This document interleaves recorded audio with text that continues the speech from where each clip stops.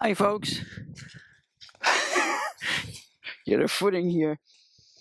It's your humble homesteader friend here with you on this late May day, and a glorious day it is too. We had accompanied by the songbirds. We had 3 days of rain in a row. We don't get rain like a torrential rain or a downpour, but we do get it, but not often. And when we get it, it's lovely. But this time, boy, you find a place to stand of all these roots, and which is, by the way, one of the things I want to talk about: roots. But we do get. I also want to let you listen to the sounds.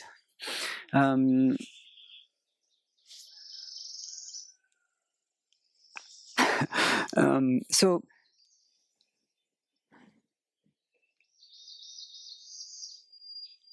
the rain that we get, maybe I'll be quiet so you can hear more of the birds. The rain that we get is more of a gentle rain, and maybe even drizzle at times, but it's kind of constant. We had 3 days of it. You can't tell right now, but the trees are all sparkling, like not glistening, but how can I put it? Really just sparkling, because each drop of water, as the light hits it, reflects like a prism at a different angle. It's really magical in the forest. If you can be here or anywhere like that where you can experience this, it's really, I mean, it's hard to explain. Anyway,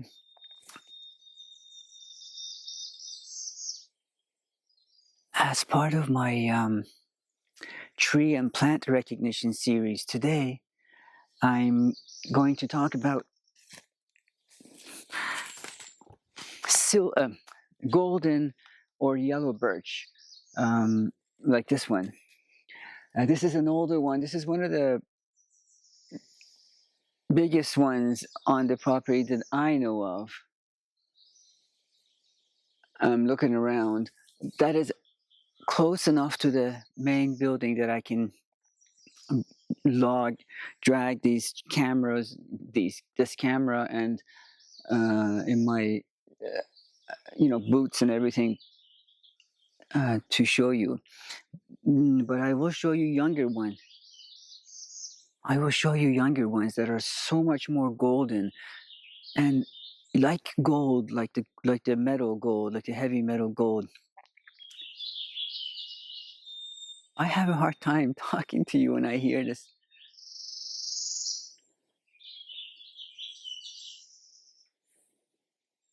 This is where I come to heal myself. This is my meditation spot. And it doesn't feel right that I'm talking while this stuff's happening around me. Anyway, I will show you another golden birch that is really like how can I put it? It's like a gold luster, and with when they're younger, with more of a peeling bark. In fact, higher up it has that, but those younger ones would be smaller. It's really golden. I'm looking around. I don't see one right now. I wish there was, that I could take you to it, but they, on a scale of hardwood.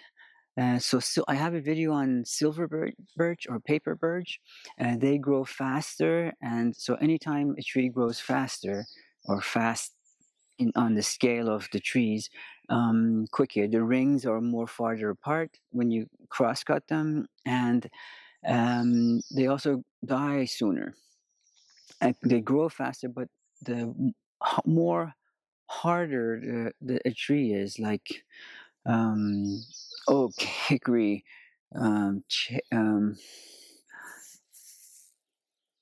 walnut, whatever, mahogany. These are slow-growing trees with the rings are much tighter packed together.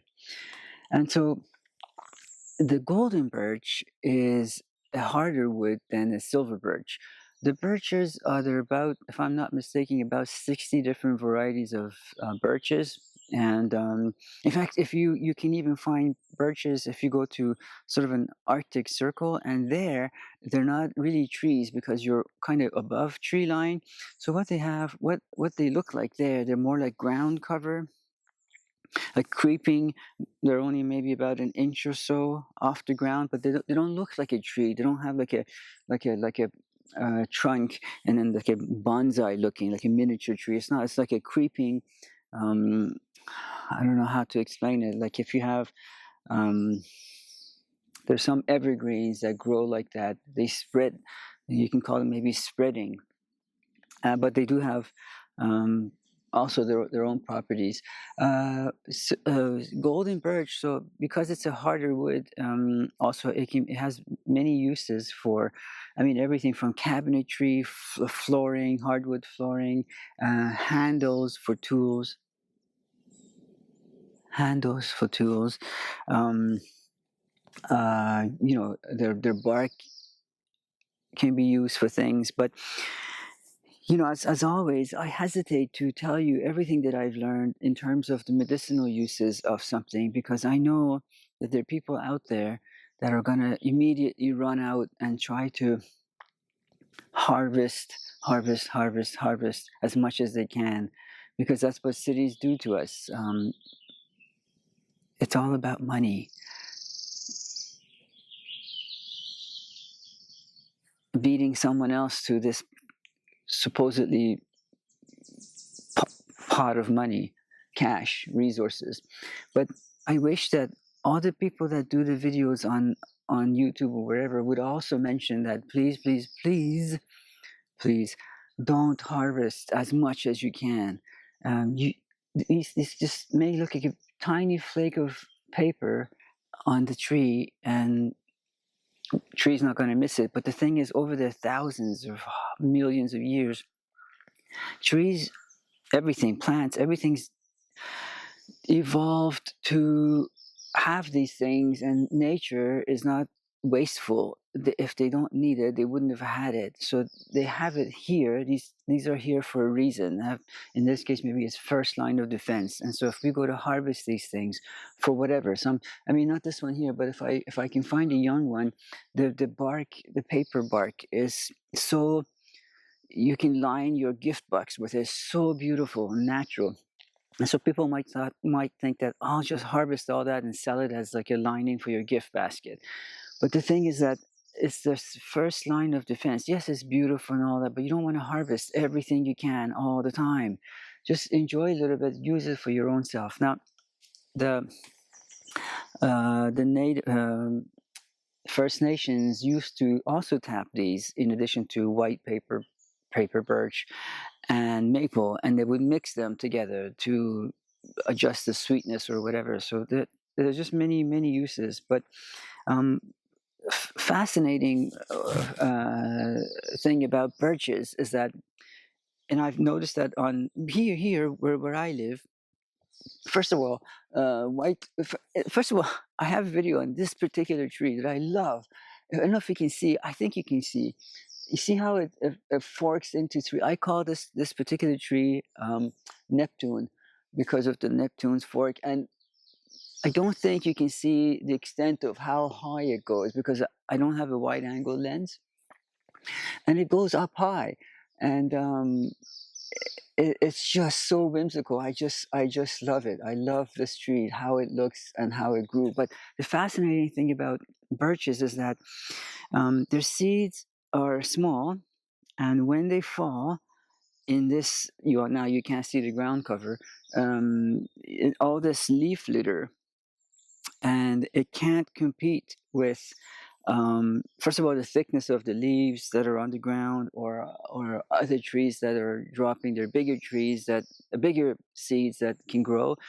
And so their only kind of hope is that when they fall, they hope to land on a, a, a, a pile of moss, or a decaying, an already fallen tree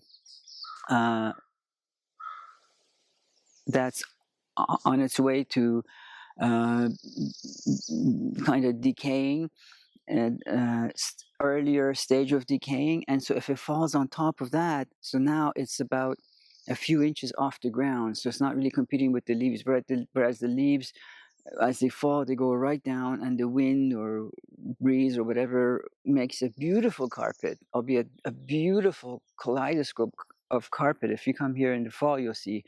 But they don't stay on mounds. Leaves don't stay on mounds because they get blown off. Whereas the seed gets in there and then kind of nudges itself in between the little moss.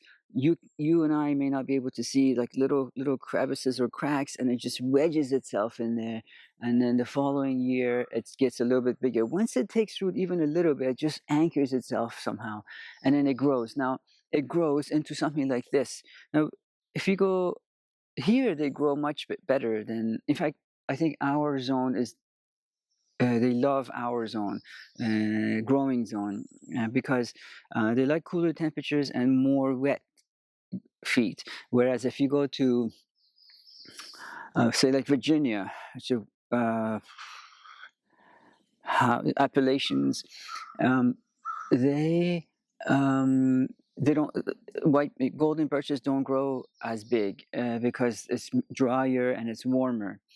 And like I said, there's 60 varieties of birches. There's also black birch, which doesn't have this paper, flaky paper like bark at all. It's more smooth, more like a maple.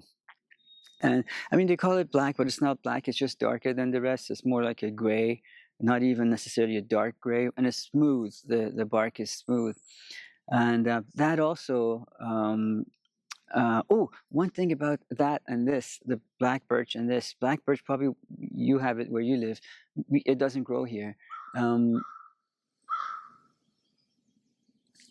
The what was I going to say? The branches of birch. If you, I'm looking on the ground, but there wouldn't have been any falling that had fallen down because it's springtime. I mean, it's probably summertime, early summertime for you, but it's springtime here. But if you were to break it, first of all, you get this really good smell, especially in the winter. But if you can chew on it, you get this wintergreen. In fact, I think that's what they get wintergreen from. That and the black birch, and it's more pronounced on the black birch than golden or white birch. So, this is what I was saying. So they fall on this decaying or a mound of moss or a decaying, early stage decaying log, the seeds, and they wedge, and as they grow. Now look, here's the thing that after I tell you, it'll make sense. You say, oh yeah, of course. And so when that happens, so this is, imagine my fist is a decaying log, right? And the little seedling wedges itself into this little crevice, and then it grows and grows and grows, and it grows and grows, and there are more roots coming, more roots come out, and then they hike this my fist, which is representing of a decaying log. But then decaying log it's not a rock, it doesn't stay as a decaying log, and then it starts to decay and fall apart and become humus and then soil. And then what you're left with is this. All these roots, which I'm going to show you. It's hilarious. I love it. All these roots that this enormous tree is on, but you can see all the spacing through it. There's nothing in there. It's like if I can liken it to a spider with all its legs, nothing under it. It's just legs, and then only it has this huge tree growing out of it. This one is at least 60 feet tall, if not 80 feet tall. I'm standing right under it, so it's hard to judge how tall it goes. One other interesting thing about birches, and I'll let you listen to and then I'll bring you to the roots, and I'll let you listen to the wildlife, songbirds, is that they have for leaf identification. Maybe when I bring the camera closer, I'll show you the leaves, what the leaves look like. They look like a perfect leaf that a child would draw, and they have serrated edges, and they can point at one end and sort of a fatter point at the back. There is a moth I don't know the name of it, excuse me. And the moth goes and lays. So imagine this is a bigger branch. You get smaller and smaller, smaller branch to like at the very tip where the leaf would be. So the moth goes and lays its eggs in a line, and then flies away. And so as it does that, so that because they weren't laid at the same time, probably the first one hatches before the rest. And then this first one, by the time it hatches, there is a leaf forming or getting bigger and bigger, a bud that opened up. And this moth works its way to the tip of the leaf. Leaves are, I'll show you, they're about 2 to 2.5 inches, like that. And it works its way to the tip of it, and it rests there, and as it's maybe eating or working, waiting to cocoon or whatever to later become a moth. Now these caterpillars that come out of these moth eggs, they're the size of tiny. Take a pepper mill, put it on like a medium setting, and just give it like a half a quarter of a twist, and one flake, yeah, it's about the size of one of those little tiny little flake. I don't know how many times smaller than a grain of rice that is. But my point is that this thing goes over there. It's a caterpillar that size, and it goes and sits at the tip of the leaf. And because the leaf goes sort of like that, I can show you. I really will show, and it's beautiful from above, especially when the light shines through it. You can see all the capillaries and all the divisions of it. Anyway, so it sits there for a reason, and that is that if something comes to eat it, because there's no matter how small you are, you're a meal to something else, and so when it feels the vibration or sound of a predator coming, it uses the leaf as a diving board, and it dives off the leaf. Now, as you probably know, um, all caterpillars have silk glands. You know, it's not just the silk. Hey, it's not just the silk yellowfinch. It's not just the silk caterpillar that they make to get the silk out of, but I mean, they're the most desirable or the more productive or the type or whatever, the tensile strength, whatever, I don't know. But all caterpillars have silk glands. So then it produces a silk gland, and it's, you think it's diving to its demise. It's not. It's just hanging from one single thread of silk. Now, if you've ever walked in the trail or outside somewhere, you've probably noticed these lines. Sometimes is shining in the light, which is like a silk line, and on a calm day like today, it's a straight line. But these things are so thin and light and long, whatever long, that really they should be, even the slightest breeze, like I'm talking, even my breath coming out should move them. But if you don't see them moving, it's because there's an anchor at the end of it. The anchor at the end of it is this ever so tiny caterpillar that you can't see.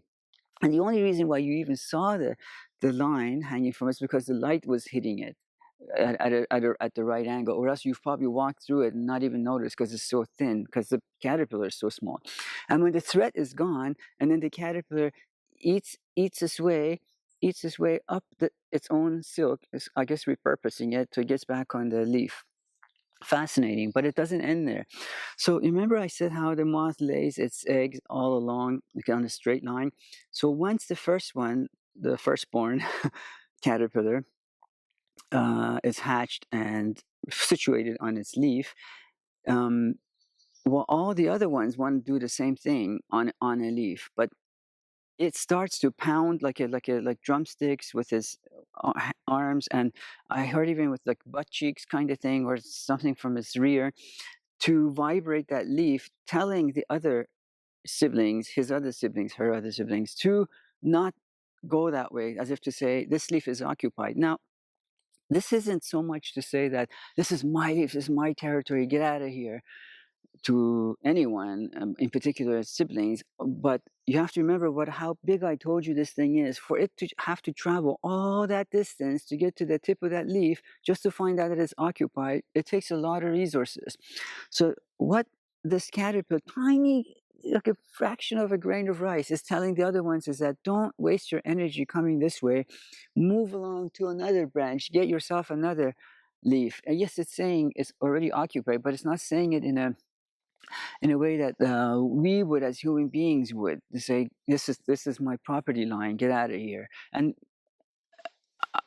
I mean, I get that because I get how humans are, and there's that saying, fences make for good neighbors. It's not for nothing, but in nature, it's not necessarily like that. They wouldn't. The other caterpillar probably wouldn't mind sharing, but the thing is that they can't do the same thing. Diving, use it as a diving board, and for the resources that leaf provides, and so it's telling them to take a different path. Go find yourself another leaf, and if they all do it, it's not audible to our ears, obviously, but the other ones feel it, either feel the vibration or hear the vibration, and they go to a different leaf.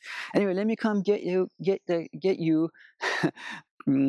pick you up and take you to this particular, to show you the leaves here. Oh, the sun's shift. Oh, maybe I can show you over there. And then also, if I can show you another, I really would love to show you a yellow birch that's younger, with especially one that's in the sun, so you can see the beautiful brilliance of this gold that it has. I don't see any. She's unfortunate. Maybe I'll take a picture of it one day and I never have anything with me when I go into the forest because it's meaningless.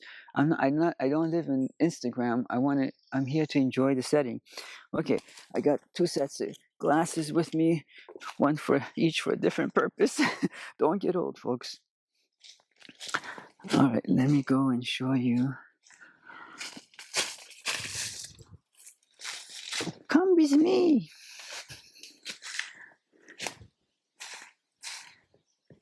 So first, the roots. See how the roots, these are the roots. Now, you would think that roots normally go underground, but now here's the mound I was telling you about. See that mound? And all the roots that come out of it? Now I can show you another one that's even more pronounced. And it's like the tree is like on the stilts. See all these, even the roots are beautiful. I don't know if you can see, have that sort of a golden sheen to it. But I brought you here to show you the leaves, if I may.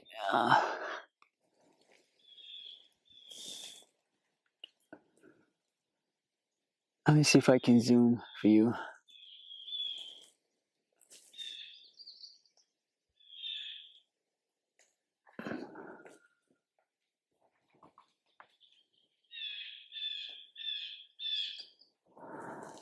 Oh, I see. Okay. Here's a silver birch. That's a better example of what I was saying about the roots, how it grows. You can't see where it's growing because I already covered it up. But you see how, maybe if I get down, you see that? You see that? That's a root. That hole that you see there was something there.